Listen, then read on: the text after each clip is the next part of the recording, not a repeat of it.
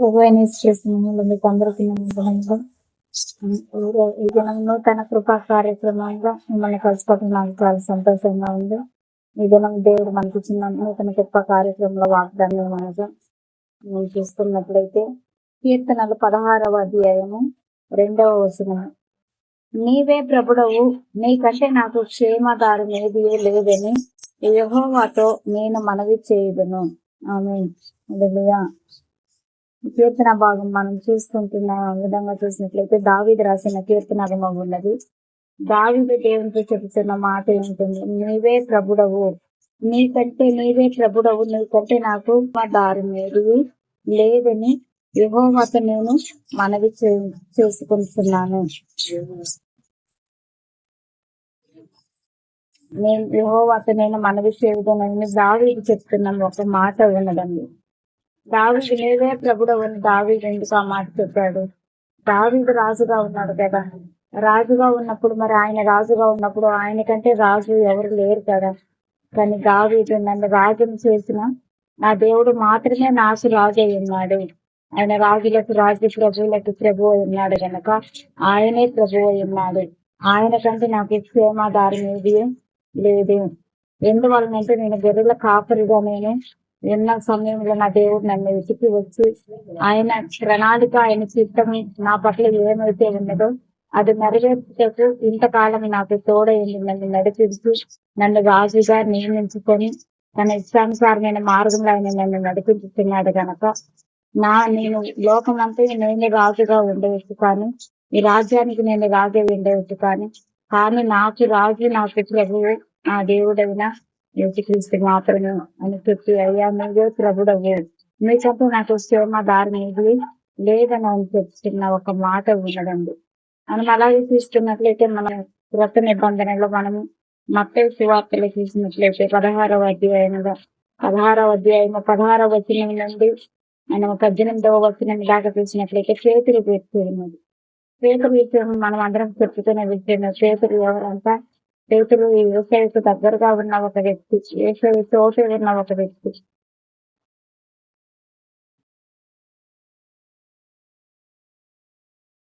పేతురు యేసయ్యకు దగ్గరగా ఉన్న ఒక వ్యక్తి ఉన్నాడు.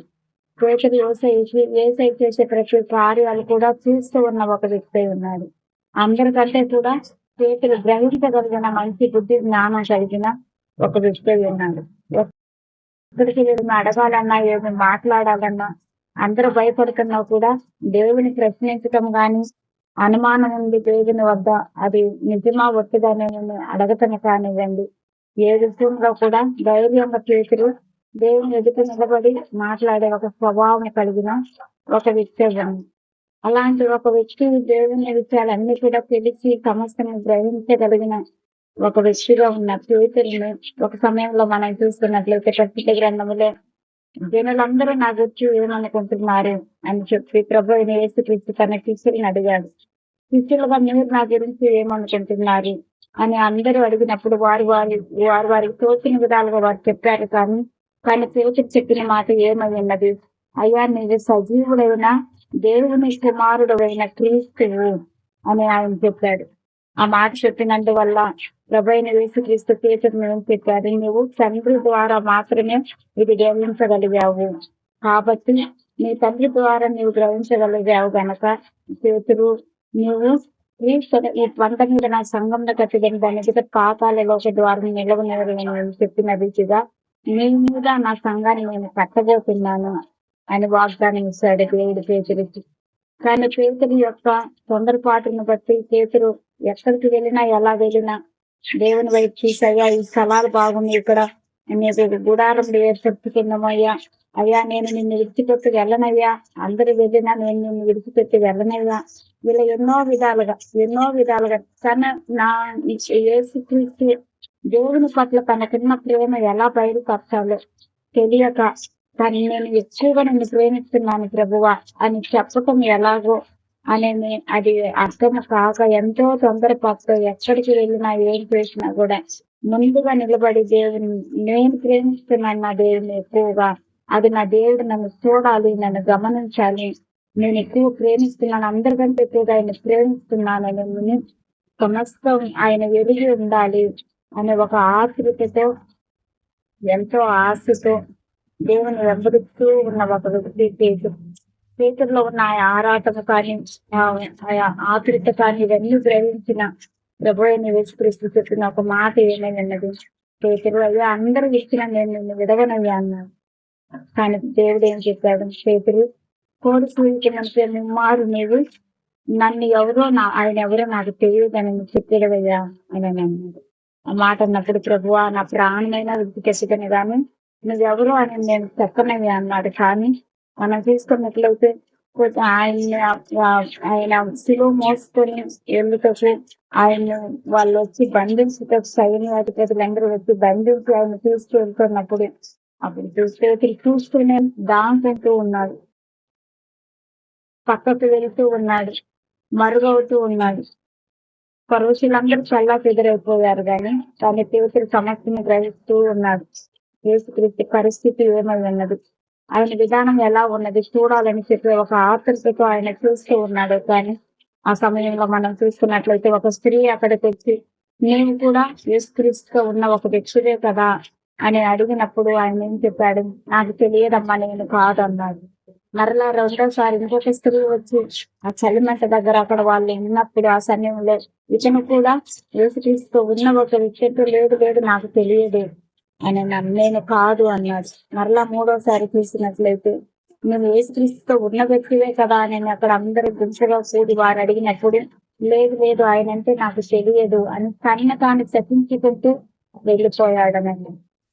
మనం ఆ మాట చేసినట్లయితే ఈ మాటలో ఉన్న సారాంశం ఏమిటంటే లోకానుసారముగా మనం ఒంటరిగా ఉన్నప్పుడు, మన వ్యాధితో బాధతో బలహీనతతో ఉన్నప్పుడు మనం దేవుడు అని చెప్పి ఆయన దగ్గరకు వస్తున్నామే కానీ నలుగురు లేక మనం వచ్చిన తర్వాత ఆయనే మన దేవుడు, ఆయనకంటే మనకి క్షేమాధారం ఏది లేదని ధైర్యంగా మనని ఆయన్ని మన సొంత రక్షకుడిగా మనం చెప్పుకునే వాడినిగా లేని లోకానుసారమైన బలహీనతను పెట్టి, అలాగే ఈ పేతురు కూడా తన బలహీనతను పెట్టి ఆయన ఎవరో నాకు తెలియదు అని చెప్పాడు.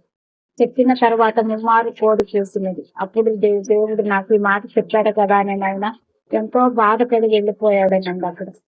అలాగే మరలా దేవుడు వెతికి చేతుల దగ్గరికి వచ్చిన ఆ సమయంలో చేతుని వలలు వేసి చేపలు పట్టడానికని చెప్పిన సమయంలో రాత్రి అంతా ప్రయాసపడ్డాను ప్రభువా, కానీ ఆయనను నువ్వు చెప్తున్నావని నేను వల వేస్తున్నాను అని చెప్పి ఆయన ఆ వలలు వేసి ఆయన మాటకు లోబడి ఆ వలలు వేసి ఆయన ఆశీర్వదింపబడ్డాడు. అప్పుడు దేవుడు ఆయనతో చెప్పిన మాట ఏమై అన్నది చూసి వలలు విడిచిపెట్టి నువ్వు నన్ను వెంబడించి చేపల పట్టే గ్యాలరీగా కాక మనుషులను పట్టే గ్యాలరీగా నేను మార్చేదను అని చెప్పిన వెంటనే ఆయన ఏమీ మాట్లాడకుండా ప్రభువా అయ్యా నేను పాపినయ్యా నన్ను విడిచిపెట్టుకోమని చెప్పి ఎంతో బాధపడ్డాడు. ఎందుకు బాధపడ్డాడు, మొదటే నేను మాట విని ఉన్నట్లయితే అయ్యా నేను నువ్వే నాకు క్షేమాధారమై ఉన్నావని గ్రహించి ఉన్నట్లయితే ప్రభువా నువ్వు నన్ను విడిచిపెట్టి వెళ్ళిన తర్వాత నేను ఇంత ప్రయాసపడి ఇంత శ్రమల పాలు అవి ఉండే ఒక వ్యక్తిని కాదు కదా, కాబట్టి అయ్యా నేను పాపినయ్యా నన్ను విడిచిపెట్టి ప్రభువా అని చెప్పి ఆయన ఎంతో బాధపడ్డాడు. మనం ఆ విధంగా మనం చూసుకున్నట్లయితే అక్కడ ఏముంది, పేతురు ఆయనే ప్రభు అని గ్రహించాడు, ఆయనే దేవుడు అని గ్రహించాడు, ఆయన తప్ప వేరొక దేవుడు లేదని ఎరిగి ఉన్నాడు. తన ఏకైక కుమారుడిని అద్వితీయ కుమారుడిని తండ్రి మా కొరకు పంపిస్తున్నాడని కూడా ఆయన యేసుక్రీస్తుని చెప్పాడు. నీవు తండ్రి కుమారుడు అయ్యా, మా కొరకు నువ్వు సజీవుడైన దేవుడి కుమారుడివి, మా కొరకు నువ్వు పంపబడ్డావని ఇన్ని గ్రహించిన పేతురు లోకానుసారమైన శరీరానుసారమైన బలహీనతలను బట్టి ఆయన ఎవరో నాకు తెలియదని ఆ సమయాన్ని బట్టి ఆయన దేవుడే నాకు తెలియదనే విధంగా ఆయన తాను బలహీన పరుచుకోవటమే కాక ఆయన దేవుని యొక్క ఆ దేవుడు తన మీద ఉంచిన నమ్మకాన్ని ఆయన తేల్చే ఒక వ్యక్తిగా ఉన్నాడు. కానీ మరలా ఎప్పుడైతే ఆయనే ప్రభుడని నేను ఎరిగిన్నాను, కానీ ఆయన ఆయన వద్ద నేను ఉన్నంత నాకు క్షేమంగా ఉన్నది, కానీ ఆయన నన్ను విడిచిపెట్టిపోయిన తర్వాత నేను శ్రమల పాలగానని ఆయన గ్రహించాడు గనక అయ్యా నీకంటే క్షేమాధారం నాకు ఏది లేదు ప్రభువా, కాబట్టి నేను ఈ వలలను విడిచిపెట్టి చేపల పెట్టేవానిగా కాక నేను ఇచ్చనీటిపైన నిన్ను వెంబడించిపెట్టి శుద్ధపడుతున్నాను అని చెప్పి ఆ వలను అక్కడ విడిచిపెట్టి ఆయన దేవుని వెంట చేతులు దేవుని వెంబడించాడు. కాబట్టి మనం కూడా ఎలా ఉండాలి? మనం కూడా లోకానుసారమైన శ్రమలను బట్టి, లోకానుసారమైన బలహీనతలను బట్టి, లోకానుసారమైన భక్తిహీనతలో మనం ఉండే వారినిగా ఉండి, దేవుని వద్ద మేలులు పొందుకొని, మన పరిస్థితులను బట్టి ఆ దేవుడు ఎవరో మాకు తెలియదు అని కానీ, లేదు దేవుని విడిచిపెట్టి మనం దూరముగా వెళ్ళే వారినిగా ఉన్నట్లయితే మనం తప్పకుండా మళ్ళా శ్రమల పాలయ్యే వారిని. అలా కాకుండా ఆయనే దేవుడని, ఆయన కంటే క్షేమాధారం మనకి ఏది లేదని మనం ఎప్పుడైతే ఆయన్ని వెంబడిస్తే, ఆయన మీద ఆధారపడి మనం ఆయన్ని ఆశ్రయించే వారినిగా, ఆయన ఆనుకునే వారినిగా ఉండగా, ఆ సమయంలో తప్పకుండా ఈ లోకమైన శ్రమల నుండి, ఈ లోకమైన బలహీనత నుండి, ఈ లోకమనే బంధకాల నుండి దేవుడు మనందరినీ కూడా విడిపించే దేవుడే ఉన్నాడు. కాబట్టి మనం ప్రతి ఒక్కరూ మనం చెప్పుకోవాల్సిన విషయం ఏంటంటే ఆయనే ప్రభు అయి ఉన్నాడు. ఆయనే ప్రభు అయి ఉన్నాడు. ఆయన కంటే మనకి క్షేమాధారం ఏది లేదు అని మనం అందరం గ్రహించే వారిగా ఉండము గాక. దేవుడి మాటలను గ్రహించము గాక. మనం అందరం ప్రార్థన చేస్తుంది. పరిశుద్ధాత్మ గల మా దేవానికి వందనములు, స్థితులు, స్తోత్రాలు నాయన.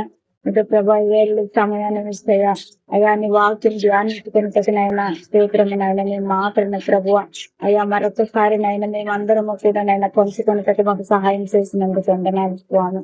అయ్యా కీర్తనకారుడు చెప్పిన రీతిగా అయ్యా నీవే ప్రభుడవు నాయన, నీకంటే క్షేమాధారం ఏది మాకు లేదని దావీదు చెప్పిన రీతిగా ప్రభువ అయ్యా నీవే మా దేవుడుగా ఉన్నావని నాయన, నీకంటే క్షేమాధారం మాకు ఏది లేదని నాయన, సమస్యను కోల్పోయినైనా స్తోత్రము స్వామి. నీవు మమ్మల్ని విడిచిపెట్టి వెళ్ళిన తర్వాత నేను గ్రహించే వారినిగా కాకయ్యా, చేతుల వల్లే నీవెవరో మాకు తెలియదని అనే వారినిగా కాక నాయన, నీ సన్నిధిలో కృతజ్ఞత కలిగి ప్రభువా స్తోత్రము నాయన. అయ్యా నిన్ను మగంపరిచే రీతిగా నాయన, నిందలలో, అవమానంలో, కష్టంలోనైనా, దుఃఖంలో, బాధలో, ఒంటరితనంలో, వేదంలో ప్రభువ విడవబడిన సమయంలో నాయన నీవే మా దేవుడు గని ప్రభువ, నీకంటే మాకు క్షేమాధారం ఏది లేదని నాయన, మా జీవితంలో కోల్పోయిన వాటికంటే పొందుకోబోతున్నవి శ్రేష్టమైనవి ఉన్నవని నాయన నేను ఎరిగే వారినిగా, గ్రహించే వారినిగా, నీ మీద ఆధారపడే వారినిగా ప్రభువ నీవే మాకు అందరికీ సహాయం చేయమని అయ్యా ఈ వాక్యం ఉంటున్న ప్రతి బిడ్డలు నాయన జ్ఞాపకం చేసుకోమని ప్రభువ నీవే ప్రభుడు అని నాయన, నీకంటే క్షేమాధారం ఏది మాకు లేదని అందరి బిడ్డలైతేనైనా విశ్వాసంతో మీరు వైపు చేస్తున్నారు ప్రభా. ప్రతి బిడ్డలకు సహాయం చేయమని నాయన, ప్రతి బిడ్డలకి నాయన క్షేమాన్ని దయచేయమని అయ్యా ఎల్ల కాలమునైనా సదాకాలము ప్రభా స్తోత్రము స్వామి. కృపాక్షేమంలోనైనా ఆ బిడ్డల వెంట ఉండే రీతిగా నీవే ధైర్యపరిచి బలపరిచినైనా నిన్ను మహిమపరిచే భాగ్యాన్ని మాకు అందరికీ దయచేయమని యేసుక్రీస్తు నామములో ప్రార్థించి అడిగి వేడుకుంటున్నాము తండ్రి. ఆమేన్. అందరికీ వందనాలు.